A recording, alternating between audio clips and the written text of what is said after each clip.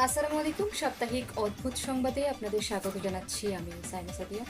প্রথমে সংবাদ শিরোনাম, এরপরে থাকছে বিস্তারিত।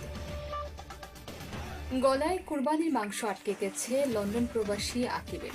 হঠাৎ করেই পেট ফুলে কলা গাছ চামড়া ব্যবসায়ী জুয়েল।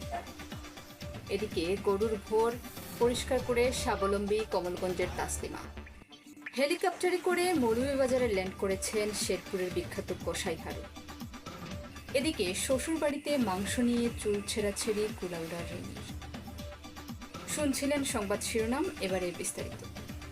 তাড়াহুড়া করে খেতে গিয়ে গলায় কুরবানির মাংস আটকে গেছে লন্ডন প্রবাসী আকিব নামের এক যুবকের।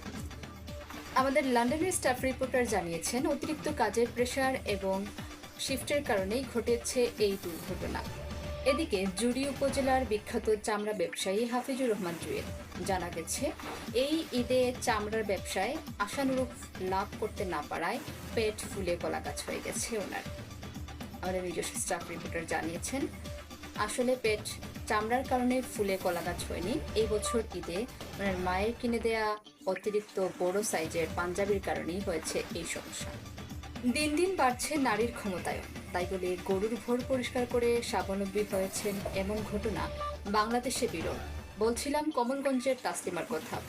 এবছর কোরবানির ঈদে কমলগঞ্জ উপজেলায় যে কয়টা গরু কোরবানি হয়েছে তার প্রত্যেকটার ভোর পরিষ্কার করেছেন তাসলিমা এবং বিনিময়ে পেয়েছেন মোটা অঙ্কের টাকা, যে টাকা দিয়ে আগামী কয়েক বছর পর্যন্ত স্বাচ্ছন্দ্যে জীবনযাপন করতে পারবেন তিনি। তাসলিমার এই উদ্যোগ দেখে গ্রামের অনেক মেয়ে উৎসাহী হয়ে ভোর পরিষ্কার করার কাজে আগ্রহ প্রকাশ করেছে। আশা করা যাচ্ছে তাসলিমার এই সফলতা অনেক মেয়েকে গরুর ভোর পরিষ্কার করতে উৎসাহিত করবে।